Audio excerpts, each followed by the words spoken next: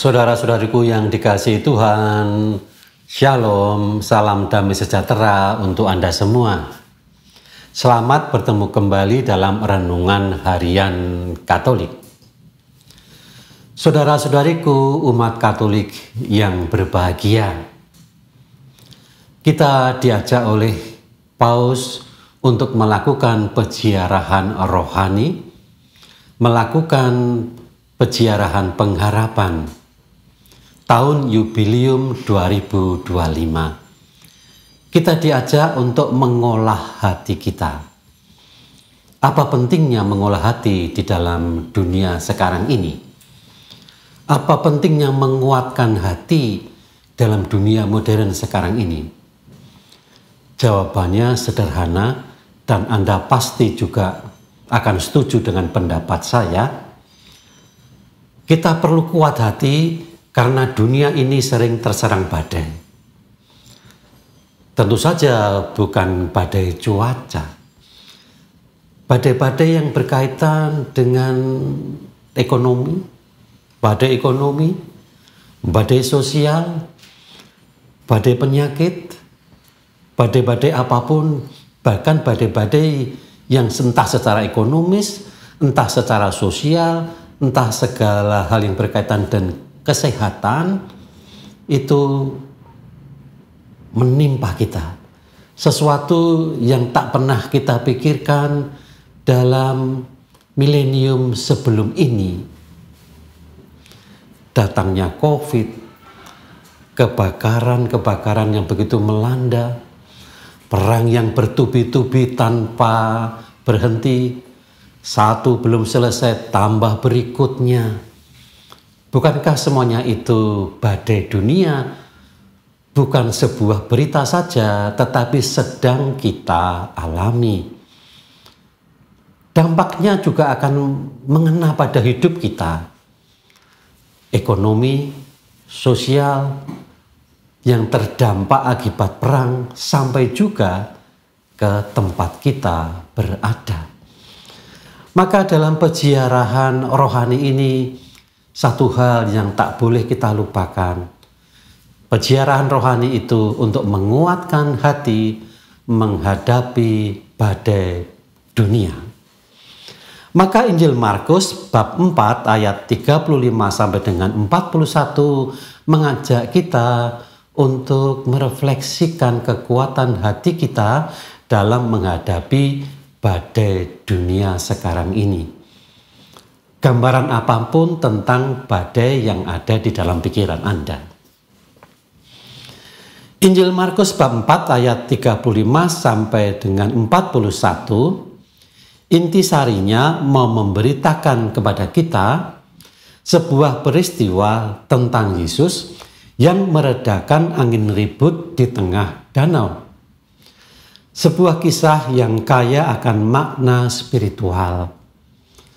Dan juga tentu saja relevan bagi kehidupan dunia yang sering terserang badai juga. Kisah ini menggambarkan kuasa Yesus atas alam semesta. Ini sebuah panggilan untuk memiliki iman yang teguh terhadap Yesus dan kehadirannya yang menenangkan. Kita perlu pribadi yang bisa menenangkan kita. Kita perlu figur pribadi Allah yang menenangkan kita. Bukan menambah masalah kita dengan berbagai macam pertengkaran dalam dunia rohani. Kita juga bisa terserang yang namanya badai rohani.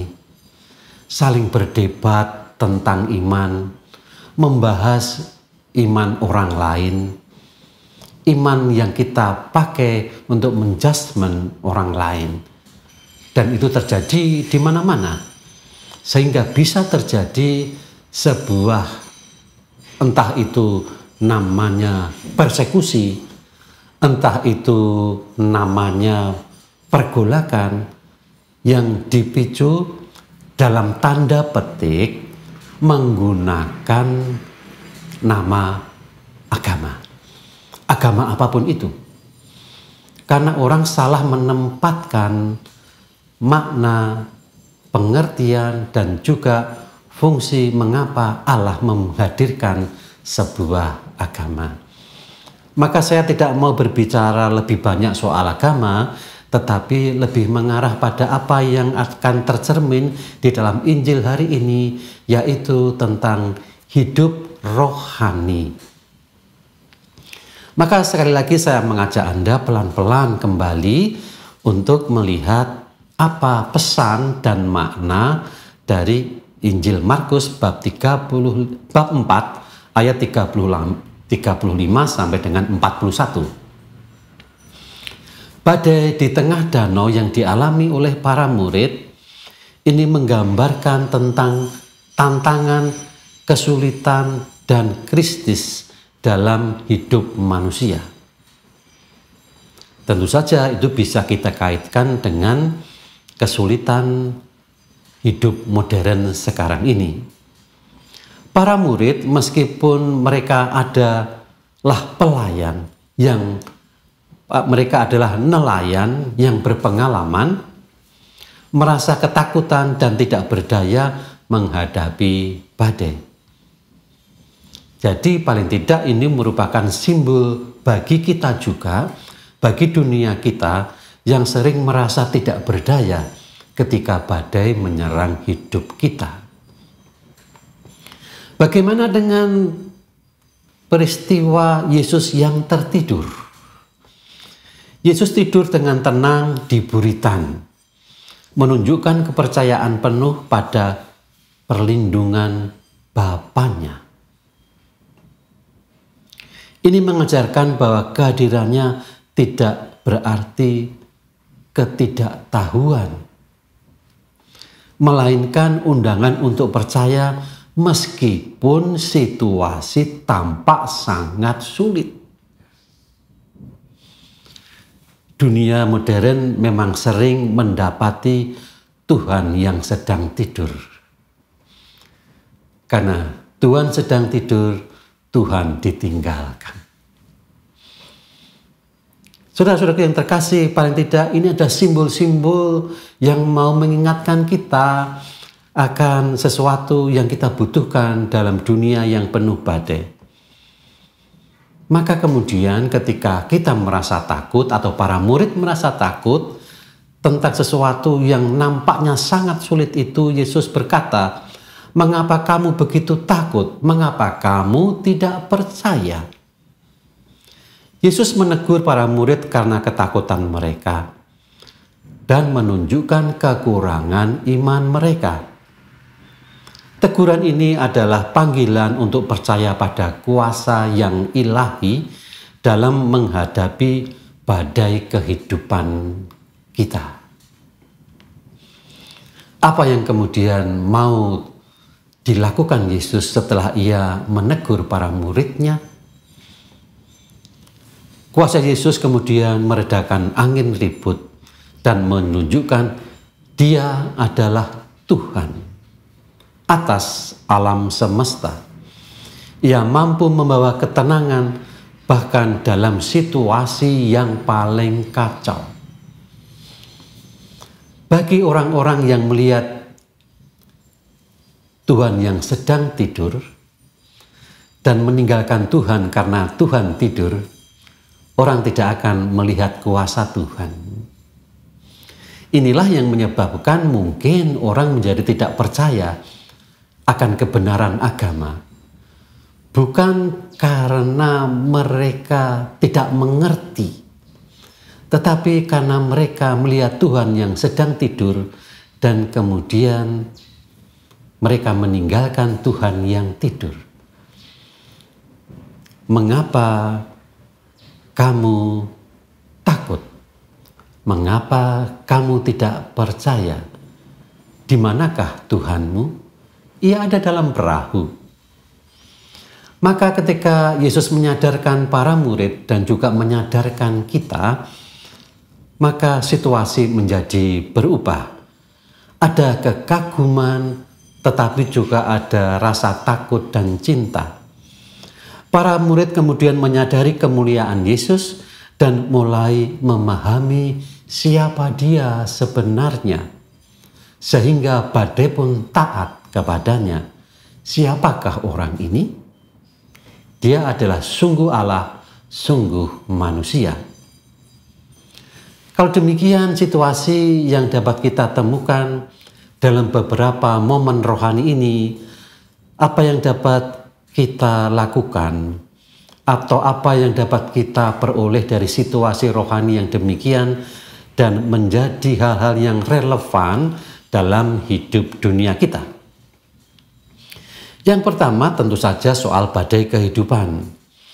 Dalam dunia modern, badai itu bisa berupa masalah pekerjaan Anda. Bisa masalah tekanan sosial yang Anda alami. Bisa juga dalam lingkup kecil konflik keluarga yang Anda alami.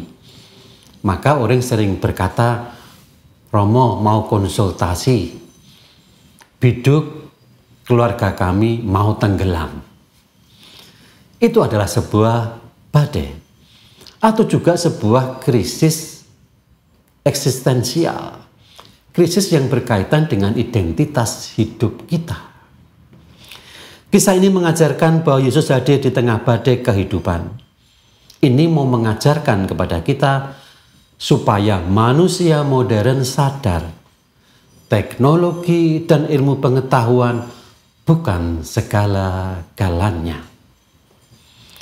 Maka ketidakberdayaan manusia itu seperti juga ketidakberdayaan para murid di dalam sebuah perahu yang terserang badai. Manusia modern sering merasa tidak berdaya. Meskipun, sekali lagi saya katakan meskipun mereka memiliki teknologi yang canggih. Tapi mengapa manusia sering merasa tidak berdaya?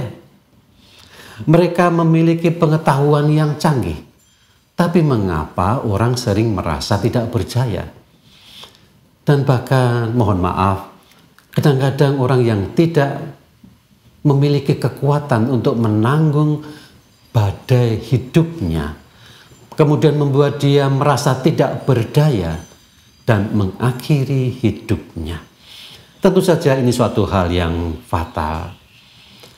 Maka sangat penting dalam menghadapi krisis ini, kita perlu melihat hal-hal yang berkaitan dengan mengatasi ketakutan. Kata mengatasi ketakutan ini penting karena kita tidak bisa mengandalkan teknologi, kita tidak bisa mengandalkan ilmu pengetahuan. Yang bisa kita andalkan adalah kekuatan hati kita sendiri. Teknologi dan ilmu pengetahuan hanyalah sarana. Nah, maka dunia modern yang sering diliputi rasa ketakutan akan masa depan, kehilangan atau kegagalan, itu mengundang kita untuk menggantikan rasa ketakutan itu dengan yang namanya iman.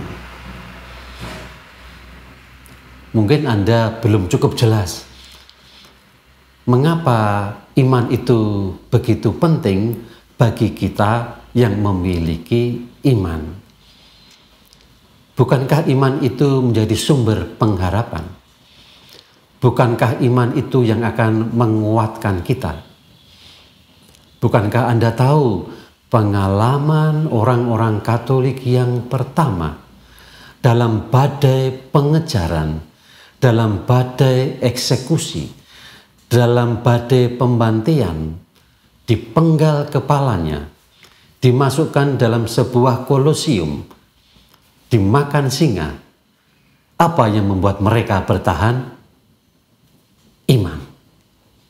Mungkin dengan cara sederhana itu saja saya bisa menjelaskan apa artinya iman. Anda dapat menerapkannya dalam dunia modern sekarang ini.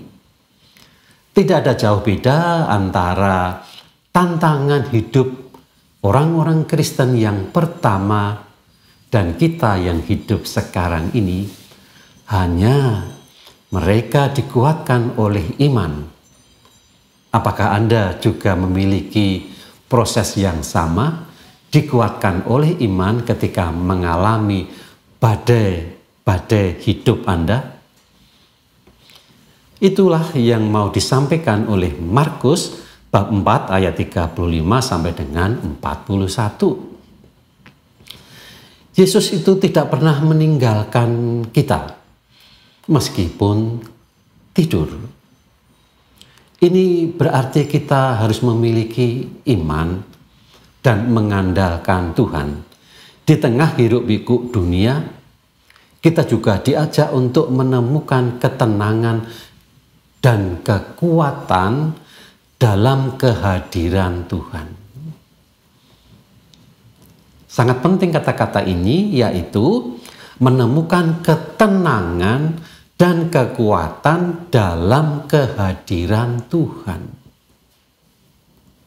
Kalau Anda kemudian merenung meratapi nasib Anda, dan Anda dalam situasi yang semacam itu, maka hidup Anda akan semakin kacau. Karena Anda tidak memiliki tangan untuk bergantung. Maka kata mengalami kehadiran Tuhan dalam Ekaristi, mengalami kehadiran Tuhan dalam doa-doa pribadi, mengalami kehadiran Tuhan dalam adorasi, memang tidak bisa dijelaskan secara teknologi. Tetapi itu hidup. Kalau orang hidup oleh iman dan dikuatkan oleh iman, maka dia dapat menggunakan teknologi untuk memecahkan masalah hidupnya. Kalau orang dikuatkan oleh iman, maka dia dapat menggunakan ilmu pengetahuannya untuk mengatasi badai hidupnya. Itulah beda orang yang memiliki teknologi dan ilmu pengetahuan tanpa dikuatkan oleh iman, dan yang satu memiliki teknologi dan pengetahuan yang dikuatkan oleh iman. Hasilnya bisa berbeda. Maka mari kita yang terakhir ini menghidupkan kekaguman kita atas hidup ilahi yang telah ditanam dalam diri kita. Bukankah secara umum orang mengatakan hidup kita ini berlapis-lapis? Ada hidup badani, oke lah. Hidup rasio, oke lah. Hidup emosional atau psikologi, oke lah. Tetapi ada satu hal yang tak boleh terlewatkan, yaitu hidup rohani. Padahal dalam hidup rohani itu identitas manusia yang utama dan pertama. Kekuatan rohani itulah yang menjadikan manusia memiliki kekuatan untuk menggunakan teknologi dan ilmu pengetahuannya sehingga menyelamatkan dia dari badai yang melanda hidupnya. Maka mari kita menghidupkan kembali kekaguman hidup rohani dalam diri kita ataupun dalam hidup gereja. Hari Minggu adalah tempat untuk menghidupkan kekaguman rohani. Hari Minggu adalah tempat untuk mengolah hati kita dan menguatkan iman kita kembali. Maka saudara-saudaraku yang dikasihi Tuhan, selamat bertemu kembali di hari Minggu. Kita tahu Tuhan tidak tidur. Kita tahu Tuhan sedang bekerja. Selamat bertemu kembali hari Minggu. Selamat berhari Minggu. Tuhan selalu beserta kita. Amin.